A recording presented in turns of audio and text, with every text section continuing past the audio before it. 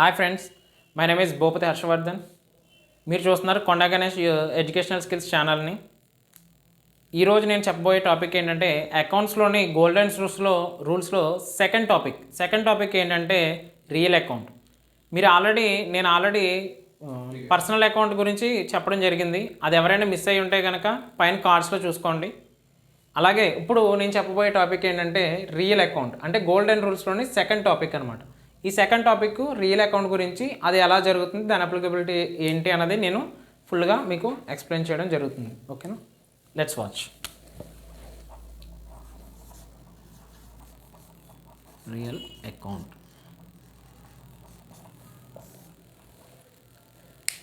చూడండి, మనం ప్రీవియస్ క్లాస్లో ఆల్రెడీ ఎక్స్ప్లెయిన్ చేసాం. పర్సనల్ అకౌంట్ గురించి ఎక్స్ప్లెయిన్ చేసాం. పర్సనల్ అకౌంట్ అసలు ఎలా వస్తుంది, ఎలా స్టార్ట్ అవుతుంది, అలాగే దాని గోల్డెన్ రూల్ తోటి మనం ఎలా ఎంట్రీ అనేది ఫామ్ చేయాలి అన్నది నేను ముందు వీడియోలో చెప్పడం జరిగింది.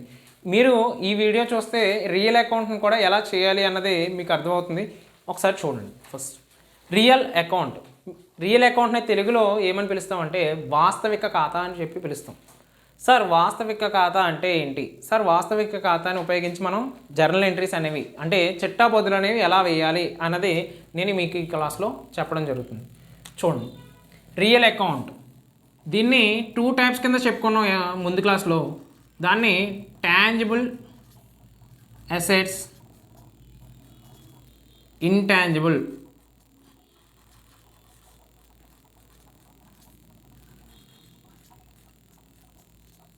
అసెట్స్ అని చెప్పి చెప్పచ్చు. Sir tangible assets, intangible assets, అలాగే current assets,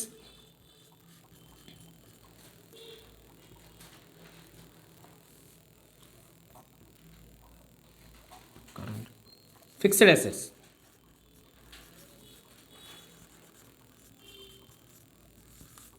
sir current assets, fixed assets, దీన్నే తెలుగులో చరాస్తులు, దీన్నేమో స్థిరాస్తులు అంటారు. సార్ చరాస్తులు అంటే ఏంటి, స్థిరాస్తులు అంటే ఏంటి? స్థిరాస్తులు అంటే స్థిరంగా ఉండేవి, వాటిని స్థిరాస్తులు అంటాం. అంటే స్థిరాస్తులు అనేవి ఒక చోట నుంచి ఇంకొక చోటకి మూవ్ అనేది అవ్వవు. మరి చరాస్తులు సార్, చరాస్తులు అనేవి ఒక చోట నుంచి ఇంకొక చోటకి మూవ్ అవుతాయి. దాన్నే చరాస్తులు, దాన్నే కరెంట్ అసెట్స్ లేదా చరాస్తులు అని చెప్పి మనం చెప్పడం జరుగుతుంది. ఫిక్స్డ్ అసెట్స్ మీ అందరికీ తెలిసిందే. ఫిక్స్డ్ అసెట్స్ అంటే సార్ అసెట్స్, ఆస్తుల్లో అసలు ఎటువంటి టైప్ ఆఫ్ అసెట్స్ అనేవి ఉంటాయి, ఆ ఆస్తులు మనకి ఏ రకంగా ఉంటాయి అన్నది చూడండి ఒకసారి. ఫిక్స్డ్ అసెట్స్లోకి ఎగ్జాంపుల్ ఏంటంటే బిల్డింగ్స్, మిషనరీస్, ఇటువంటి వాటిని ఫిక్స్డ్ అసెట్స్ అంటాం. ఇప్పుడు ఎగ్జాంపుల్ బిల్డింగ్ చూడండి. బిల్డింగ్ని మనం ఒక చోట నుంచి ఇంకొక చోటకి మూవ్ చేయగలమా? మూవ్ చేయలేం, ఎందుకంటే బిల్డింగ్ అనేది స్థిరంగా ఉంటుంది. అలాగే మిషనరీస్ని మూవ్ చేయగలం. ఎలాగా? కొన్ని సందర్భాల్లో మూవ్ చేయగలం, కొన్ని సందర్భాల్లో మనం మూవ్ అనేది చేయలేం. ఫస్ట్ బిల్టప్ చేసేంత వరకు కూడా మూవ్ చేయగలం, వన్ ప్లేస్ నుంచి ఇంకొక ప్లేస్కి మూవ్ చేయగలుగుతాం. కానీ బిల్టప్ చేసిన తర్వాత దాన్ని మూవ్ చేయగలమా అంటే మూవ్ చేయలేం. దాన్నే అందుకే ఇక్కడ మిషనరీస్ని కూడా మనం తీసుకోవడం జరిగింది. ఇవి ఎగ్జాంపుల్ దేనికంటే ఫిక్స్డ్ అసెట్స్కి ఎగ్జాంపుల్. సార్ మరి కరెంట్ అసెట్స్కి ఎగ్జాంపుల్ ఏంటి సార్? కరెంట్ అసెట్స్ మూవబుల్లా సార్, ఇమ్మూవబుల్లా సార్? ఫస్ట్ అనేది మీకు తెలియాలి. ఇది ఫిక్స్డ్ అసెట్స్ మూవబుల్లా, ఇమ్మూవబుల్లా?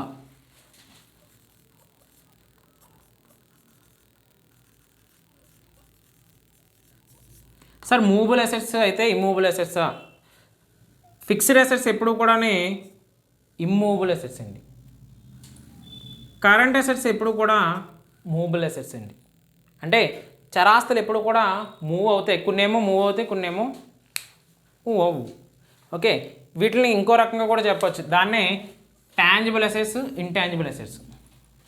సార్ టాంజిబుల్ అసెట్స్ అంటే ఏంటి, ఇంటాంజిబుల్ అసెట్స్ అంటే ఏంటి? కంటికి కనిపించేవి అన్నీ కూడా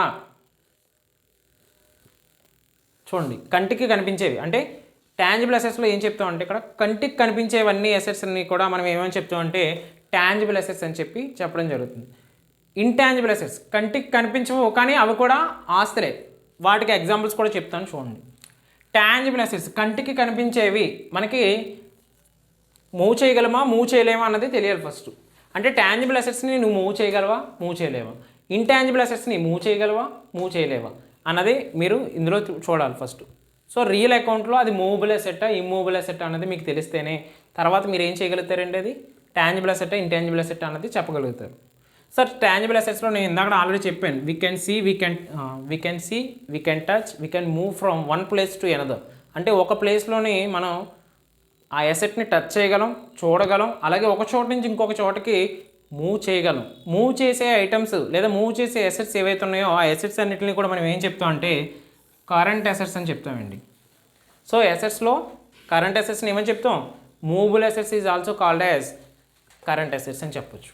లేదా కరెంట్ అసెట్స్లో ప్రస్తుతానికి మన ప్రస్తుతం ఉన్న అసెట్స్ ఏవైతే ఉన్నాయో ఆ ఆస్తులన్నింటినీ కూడా కరెంట్ అసెట్స్ అని కూడా చెప్పొచ్చు. రెండు టర్మ్స్ ఉంటాయండి, అంటే మూవబుల్ అసెట్స్ అవుతుంది, అలాగే కరెంట్ అసెట్స్లో ఏమొస్తున్నాయి, ప్రస్తుత సంవత్సరపు అసెట్స్ని కరెంట్ అసెట్స్ అని కూడా చెప్పొచ్చు. కరెంట్ ఇక్కడ పేర్లోనే ఉందండి, కరెంట్ అంటే ప్రజెంట్ ఇయర్. సార్ కరెంట్ అని ప్రజెంట్ ఇయర్ అని మీరు చెప్తున్నారు, మా కరెంట్లో ప్రీవియస్ ఇయర్ ఉండవా సార్ అంటే ప్రీవియస్ ఇయర్ కూడా ఉంటాయండి. ప్రీవియస్ ఇయర్ వాటిని మనం లెక్కలోకి తీసుకోలేం, అందుకనే వీటిని కరెంట్ అసెట్స్ అంటున్నారు. కరెంట్ అసెట్స్ అంటే ప్రస్తుత అసెట్స్ని ఏవైతే ఉన్నాయో వాటిని మాత్రమే కరెంట్ అసెట్స్ అంటున్నాం. అలాగే ఫిక్స్డ్ అసెట్స్ ఉన్నాయి. ఫిక్స్డ్ అసెట్స్ ప్రీవియస్ ఇయర్ ఉంటాయి, ప్రజెంట్ ఇయర్ ఉంటాయి, ఫ్యూచర్ ఇయర్ కూడా ఉంటాయి. సో ఇలా ఫిక్స్డ్ అసెట్స్ అలాగే కరెంట్ అసెట్స్ అని చెప్పి చెప్పడం జరుగుతుంది. సార్ టాంజిబుల్ అసెట్స్లో we can see, we can touch, we can move from one place to another. దీన్నే ఏమని చెప్తున్నాం, కరెంట్ అసెట్స్ అని కూడా చెప్పొచ్చు. అదే దాన్నే మూవబుల్ అసెట్స్ అని కూడా చెప్పొచ్చు sometimes. Okay, sometimes current assets అని చెప్తాం, సమ్టైమ్స్ ఏమంటే మూవబుల్ అసెట్స్ అని చెప్పి చెప్పడం జరుగుతుంది. అలాగే ఇంటాంజిబుల్ అసెట్స్ అనేవి ఎప్పుడు కూడా మూవ్ అవ్వవు, one place to another place ఇవి మూవ్ అవ్వడం అనేది జరగదు. అంటే ఒక ప్లేస్ నుంచి ఇంకొక ప్లేస్కి మారదు. దీనికి ఎగ్జాంపుల్స్ ఏంటంటే గుడ్ విల్ అండి.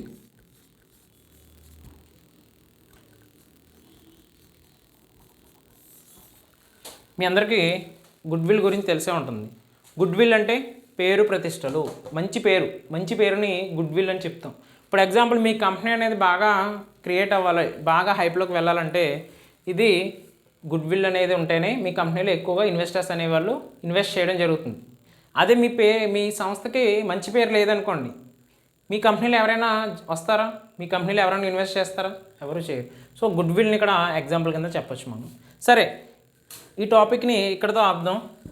అసలు రియల్ అకౌంట్లోని జర్నల్ ఎంట్రీస్ అనేవి ఎలా వస్తాయి అన్నది మీరు చూడండి. ఇప్పుడు చూడండి, రియల్ అకౌంట్కి గోల్డెన్ రూల్స్లోని ఒక రూల్ ఉందండి. ఆ రూల్ ఏంటంటే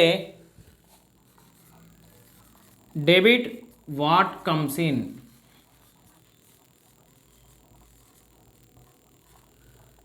క్రెడిట్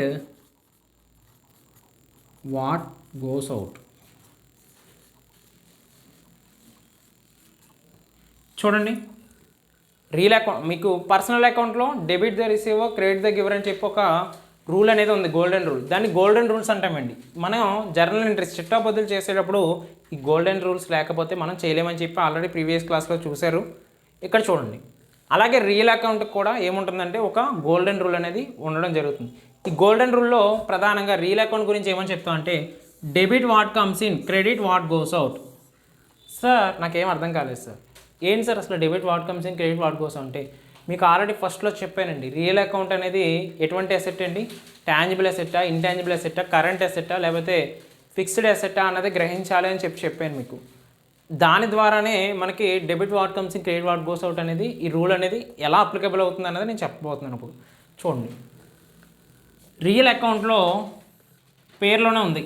రియల్ అకౌంట్లో మెయిన్ ప్రధానంగా ఏం చెప్తున్నాయండి, రియల్ అంటే వాస్తవంగా ఉన్న వాటిని మాత్రమే తీసుకోవాలి మనం ఇందులోకి.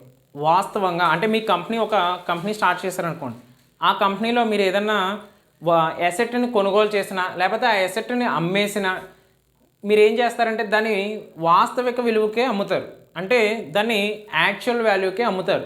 సమ్ టైమ్స్ ఏం చేస్తారంటే మార్కెట్ వాల్యూ లేదా ఫేస్ వాల్యూకి అమ్మడం జరుగుతుంది. ఫేస్ వాల్యూకి అమ్మినప్పుడు ఏమవుతుందంటే ఇది అమ్మినప్పుడు కొనుగోలు చేసినప్పుడు మనం ఈ సూత్రాన్ని ఉపయోగించే జర్నల్ ఎంట్రీ అనేది అంటే చిట్టాపద్దు అనేది రాయడం జరుగుతుంది. సో ఈ సూత్రం అనేది ఎలా అప్లికబుల్ అవుతుంది అన్నది ఇప్పుడు చెప్తాను చూడండి. రియల్ అకౌంట్లో ముఖ్యంగా ఏమొస్తాయి అంటే క్యాష్కి సంబంధించినవి, అంటే నగదుకి సంబంధించిన వ్యవహారాలను మాత్రమే ఎక్కువగా ఈ రియల్ అకౌంట్లో తీసుకోవడం జరుగుతుందండి. అంటే క్యాష్ ద్వారా, ఎందుకంటే అప్పుగా చేసినవి తీసుకోకూడదు, ఇందులోకి క్యాష్ ఐటమ్స్ మాత్రమే తీసుకోవడం జరుగుతుంది. అంటే అప్పుగా తీసినవి కూడా సమ్ టైమ్స్ తీసుకుంటాం, ఎలా తీసుకుంటాం అన్నది తర్వాత క్లాస్లో తర్వాత సెక్షన్లో చెప్తాను. అది ఇప్పుడు చూడండి, క్యాష్కి సంబంధించిన ఐటమ్స్ని మాత్రమే తీసుకుంటాం. అంటే క్యాష్ని ఎందుకు తీసుకుంటాం అంటే, మీరు ఏదైనా బిజినెస్ చేశారనుకోండి, వేరే పర్సన్ ఎవరైనా అప్పు ఇస్తే ఆ అప్పు అనేది మీకు అప్పు కిందనే ఉండిపోతుంది. అదే క్యాష్ ఇచ్చాడు అనుకోండి, మీ కంపెనీకి క్యాష్ అనేది వచ్చేస్తుంది, డైరెక్ట్ వచ్చేస్తుంది.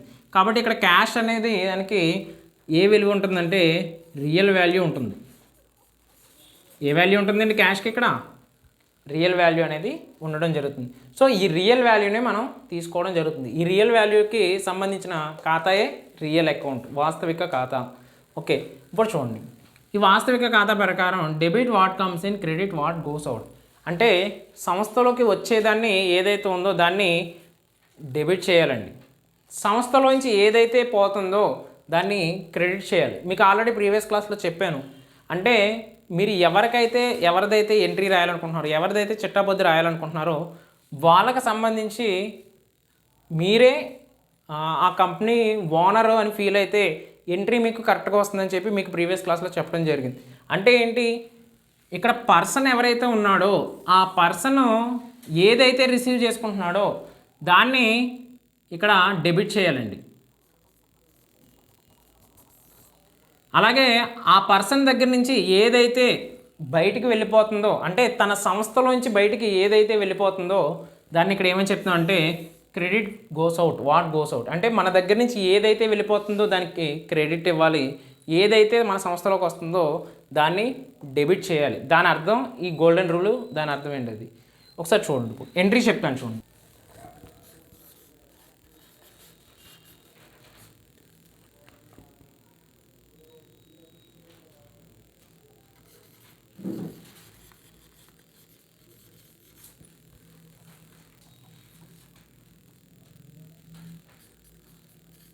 చూడండి, ఇక్కడ రాము పర్చేజ్డ్ మిషనరీ అని చెప్పి రాశాను నేను. ఇక్కడ రాము పర్చేజ్డ్ మిషనరీ అంటే రాము అనే వ్యక్తి మిషనరీని కొనుగోలు చేశాడని రాశాను నేను. అంటే రాము అనే వ్యక్తి ఇక్కడ ఏం చేశాడండి, మిషనరీని కొనుగోలు చేశాడు. సార్ కొనుగోలు చేసినప్పుడు ఎంట్రీ ఎలా రాయాలి సార్? ఇప్పుడు చూడండి, మనం ఈ రియల్ అకౌంట్ని ఇక్కడ యూజ్ చేస్తాం. సార్ ఈ ఎంట్రీ అన్ని ఎంట్రీస్కి ఎలాగా వస్తుందా సార్, వేరే ఎంట్రీకి వేరే వస్తుందా సార్ అంటే అన్నిటికీ డిఫరెంట్గా వస్తుందండి. అంటే ఏ ఎంట్రీకి ఆ ఎంట్రీ డిఫరెంట్గా ఉంటుంది. ఎందుకు సార్ అంటే మీకు ఆల్రెడీ చెప్పాను ప్రీవియస్ క్లాస్లో పర్సనల్ అకౌంట్ గురించి చెప్పాను. పర్సనల్ అకౌంట్ రూల్ ప్రకారంగా పర్సన్స్ని యూజ్ చేస్తేనే అక్కడ పర్సనల్ అకౌంట్ అవుతుంది.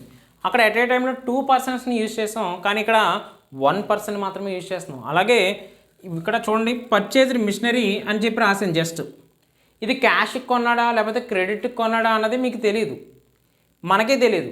ఎలాగా, ఇక్కడ చూడండి, రాము పర్చేజ్డ్ మిషనరీ అని రాసేసాను. అది ఏంటన్నది ఎవరికైనా తెలుస్తుందా? తెలియట్లేదు. కానీ రూల్ ప్రకారంగా అయితే రాము పర్చేజ్డ్ మిషనరీ ఫర్ క్యాష్ అని రాశాను అనుకోండి. చాలామంది ఏం చేస్తారండి, ఏదైనా మిషనరీ కొంటే క్యాషే కదా, క్యాష్ ద్వారానే కొంటారు కదా, అప్పుగా ఎవరు కొనరు. కాబట్టి మనం ఇక్కడ ఫర్ క్యాష్ అనుకోకండి. ఇక్కడ ఎప్పుడు కూడా రాము పర్చేజ్డ్ మిషనరీ అంటే అది క్యాష్కి కొన్నాడనే మనం అర్థం చేసుకోవాలి.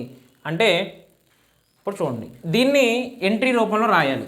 మనం ఎంట్రీ రూపంలో ఎలా రాస్తాం? రియల్ అకౌంట్ని ప్రిన్సిపల్ని ఉపయోగించి దీన్ని ఎంట్రీ రూపంలో రాయాలి. ఎలా రాస్తాం? ఇప్పుడు చూడండి, రాము పర్చేజ్డ్ మిషనరీ. మనకు రూలింగ్ ఏంటండి, రియల్ అకౌంట్ రూల్ ఏంటి? Debit what comes in, credit what goes out.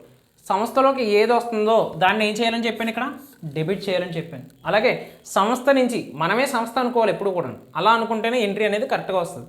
సంస్థలోంచి ఏదైతే బయటకు వెళ్ళిపోతుందో దాన్ని ఇక్కడ క్రెడిట్ అని చెప్తాను. ఇక్కడ చూడండి, మన సంస్థలోకి ఏమొస్తుందండి, ఫస్ట్ మిషనరీ అనేది వస్తుంది. కాబట్టి మిషనరీని ఏం చేయాలంటే machinery account debtor 2. Sir okay, మన సంస్థలోకి వచ్చి దాన్ని డెబిట్ చేయాలన్నారు. ఓకే సార్, ఇక్కడ మిషనరీ వచ్చింది కాబట్టి మిషనరీని డెబిట్ చేశారు.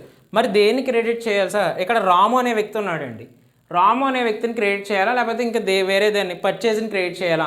రెండు కన్ఫ్యూజన్గా ఉన్నాయి సార్, మాకు ఏది చేయాలన్నది మాకు తెలియట్లేదు. ఇక్కడ చూడండి, రియల్ అకౌంట్లో మీకు ఏం చెప్పానండి ఇందాక, వాస్తవిక విలువలను మాత్రమే తీసుకోవాలని చెప్పాను. అంటే వాస్తవిక విలువల్లో ఏం తీసుకుంటామని చెప్పాం, ఎగ్జాంపుల్ క్యాష్ కానీ లేదా బ్యాంక్ కానీ యూజ్ చేస్తాం. క్యాష్ నగదుకి తీసుకుంటే క్యాష్ అని యూజ్ చేస్తామండి. అదే బ్యాంక్ ద్వారా తీసుకుంటే దాన్ని బ్యాంక్ అనే పదంతో యూజ్ చేస్తాం. కాబట్టి ఇక్కడ వాస్తవిక ఖాతాలో వాస్తవికంగా ఉన్నవి మాత్రమే తీసుకోవాలి, అంటే రియల్ అకౌంట్లో రియల్ వాల్యూస్ మాత్రమే తీసుకోవాలి. ఇప్పుడు ఇక్కడ రియల్ వాల్యూ ఏంటి అన్నది తెలియదు. రామువో పర్చేజ్లో మిషనరీయో ఏంటి అన్నది రియల్ వాల్యూ తెలియదు. కానీ రాము అనే వ్యక్తి వేరే వ్యక్తి దగ్గర నుంచి మిషనరీ అనేది కొన్నాడు. కొన్నప్పుడు ఏం చేస్తున్నాడు, ఈ మిషనరీ మన సంస్థలోకి వస్తుంది కదండి. మన సంస్థలోకి వచ్చినప్పుడు అది మనకు బెనిఫిట్ కలిగిస్తేనే మన సంస్థలోకి మనం కొనుగోలు చేస్తాం, లేకపోతే అది కొనుగోలు చేయం. ఇప్పుడు మన సంస్థలోకి వస్తుంది, ఎలా వస్తుంది? ఇది మిషనరీ అకౌంట్, మిషనరీ రూపంలో వస్తుంది. కాబట్టి మిషనరీ వచ్చి దాన్ని ఏం చేసామంటే ఇక్కడ డెబిట్ చేసాం. సార్ మరి క్రెడిట్ ఏం చేయాలి? నువ్వు మిషనరీ కొన్నప్పుడు ఏం చేస్తామండి, కొన్నప్పుడు పర్చేసెస్ అని రాసుకుంటాం మనం యాక్చువల్గా అయితే. కానీ ఇక్కడ మనం ఏ యూజ్ చేసామంటే మిషనరీ అనే దాన్ని యూజ్ చేసాం. కాబట్టి ఇక్కడ ఏం చేస్తున్నాం, మిషనరీ మనకు వస్తున్నప్పుడు మనం దానికి బదులుగా క్యాష్ అనేది పే చేస్తాం. అంటే పర్చేస్ చేసిన దానికి ఇక్కడ ఏం తిరిగిస్తామండి అవతల వ్యక్తికి? క్యాష్ అనేది ఇవ్వడం జరుగుతుంది. కాబట్టి ఇక్కడ ఏమొస్తుందంటే టు క్యాష్ అకౌంట్ అని చెప్పి రాయడం జరుగుతుంది. అంటే machinery account debtor to cash account అని రాసేసాం. మరి ఇక్కడ పర్చేజ్ రాము అనేది ఏమైపోయిందండి, క్యాన్సిల్ అయిపోయింది. మనకి ఎంట్రీస్ ఎప్పుడు కూడా 2 టైప్స్ కింద ఉంటాయండి. ఒకటి actual entry, next original dual entry, అలాగే యాక్చువల్ ఎంట్రీ అని చెప్పేసి ఉంటాయండి. డ్యూయల్ ఎంట్రీలో మనం ఎప్పుడు కూడా ఫస్ట్ మిస్టేక్గా రాసిన తర్వాత దాన్ని రైట్ చేస్తాం. అంటే దానికి ఎగ్జాంపుల్ చెప్పాలంటే మీకు ముందు దీనికంటే ముందు ఒక రూల్ తెలియాలండి. ఆ రూల్ ఏంటంటే every debit has a corresponding credit అనే రూల్ అనేది మీకు తెలియాలి. ఆ రూల్ తెలిస్తేనే ఇక్కడ నేను ఎలా రాశాను అన్నది మీకు ఐడియా వస్తుంది. అది ఇది తెలియడానికి ముందు అది చెప్తాను చూడండి ఒకసారి.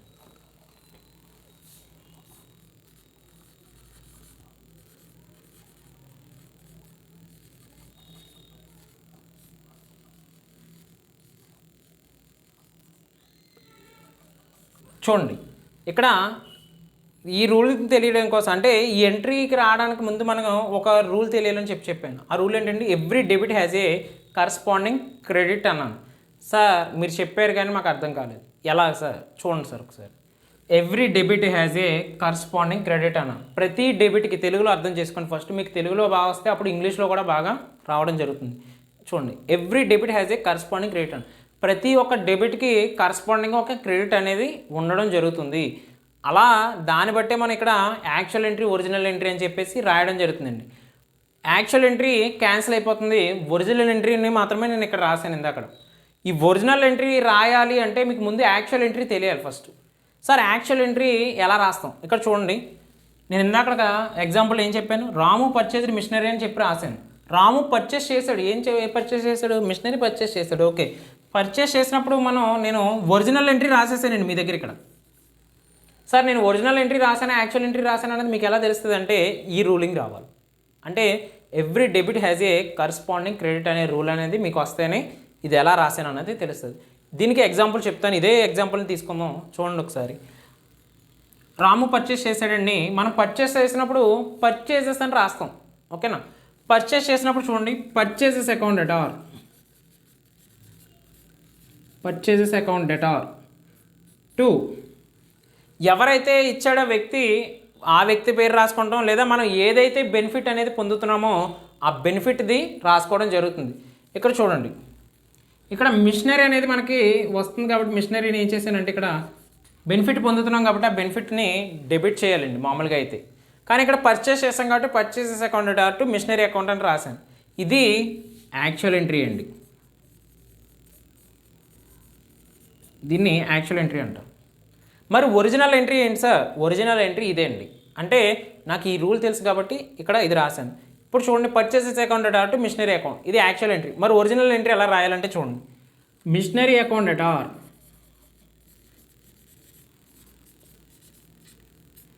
టు క్యాష్ అని రాశాను. ఇక్కడ చూడండి, పర్చేసెస్ని ఇక్కడ డెబిట్ చేసాం, ఇక్కడ క్రెడిట్ చేసామా? క్రెడిట్ చేయలేదు, దాని ప్లేస్లో క్యాష్ని క్రెడిట్ చేసాం. ఇక్కడ చూడండి, మిషనరీని ఇక్కడ డెబిట్ చేసాం, క్రెడిట్ చేసాం. మిషనరీ ఇక్కడ ఏం చేసామండి? క్రెడిట్ చేసాం. మరి ఇక్కడ చూడండి మిషనరీని ఏం చేసాం, ఇక్కడ డెబిట్ చేసాం. సార్ 2 ఎంట్రీస్ మాకు చాలా కన్ఫ్యూజన్గా ఉన్నాయి సార్. ఫస్ట్ క్లాస్లో మిషనరీ అకౌంట్ డాట్ క్యాష్ అని చెప్పారు, మరి ఇక్కడేమో పర్చేసెస్ అకౌంట్ డాట్ మిషనరీ అని చెప్పారు. ఎందుకు చెప్పారు సార్, దేనికి చెప్పారు? అలా చెప్పడం వల్ల 2 ఎంట్రీస్ రాయాలా సార్, మేము 1 ఎంట్రీయే రాయాలా అనే కన్ఫ్యూజన్ చాలామందికి వస్తుందండి. చాలా డౌట్స్ ఉంటాయి ఇందులో కూడా. ఆ డౌట్ క్లారిఫై చేయడానికి నేను ఇది చెప్తున్నాను. ఇప్పుడు చూడండి, every debit has a corresponding credit అని. ప్రతి ఒక్క డెబిట్కి కరస్పాండింగ్ ఏముంటుందని చెప్పాను, క్రెడిట్ ఉంటుందని చెప్పాను. ఇక్కడ క్రెడిట్ అయితే ఇక్కడ ఏమైందండి, డెబిట్ అయింది. అంటే ఇక్కడ డెబిట్ చేసాం, ఇక్కడ క్రెడిట్ చేసాం, ఇక్కడ డెబిట్ చేసాం. అప్పుడు ఏమైందండి, యాక్చువల్ ఎంట్రీ అనేది క్యాన్సిల్ అయిపోయింది. సో ఈ ఎంట్రీ క్యాన్సిల్ అయిపోయి రిమైనింగ్ ఏదైతే మిగిలిందో దాన్ని మనం ఒరిజినల్ ఎంట్రీ కింద రాసుకోవాలి అప్పుడు. అంటే సో క్యాన్సిలేషన్ అయిపోయిన ఎంట్రీని క్యాన్సిల్ చేసి ఇక్కడ రిమైనింగ్ మిగిలినవి ఏవైతే ఉన్నాయో వాటిని మాత్రమే మనం కన్సిడరేషన్లోకి తీసుకుని ఇక్కడ రాయడం జరుగుతుంది. అది ఒరిజినల్ ఎంట్రీ అవుతుంది. సో ఇక్కడ డెబిట్, ఎవ్రీ డెబిట్, ప్రతి ఒక్క డెబిట్ ఇక్కడ క్రెడిట్ అవుతుంది. అంటే యాక్చువల్ ఎంట్రీలో ప్రతి డెబిట్కి ఒక క్రెడిట్ అనేది ఉంటుంది, అలాగే ప్రతి క్రెడిట్కి ఒక డెబిట్ అనేది ఉండడం జరుగుతుంది. ఇవి ఈ కరస్పాండింగ్ ఈ రూల్ ప్రకారంగానే మనం అవి రాయగలుగుతాం, లేకపోతే అవి రాయడం రాదు. నేను ఇది మీకు జస్ట్ నార్మల్ ఎగ్జాంపుల్ కోసం రాశాను, ఇది నోట్ చేసుకోవద్దు ఎవరు కూడా.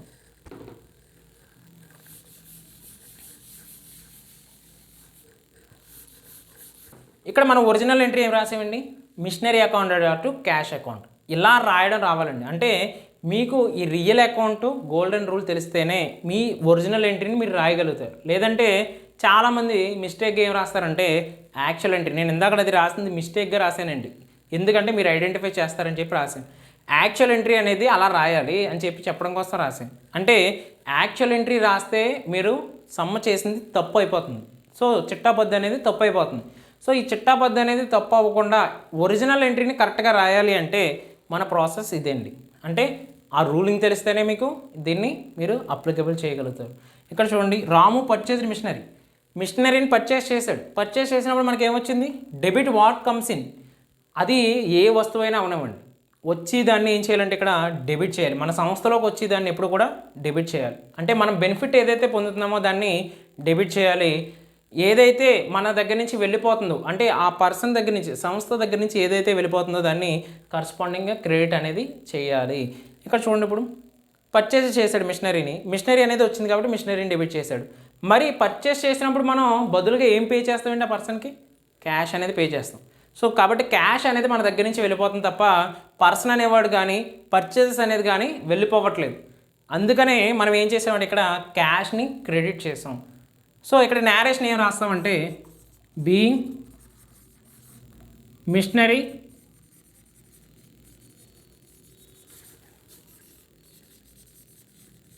పర్చేజ్డ్ ఫర్ క్యాష్ అని రాస్తామండి. అంటే నగదుకి మిషనరీని కొన్నందున అని చెప్పి రాయడం జరుగుతుంది.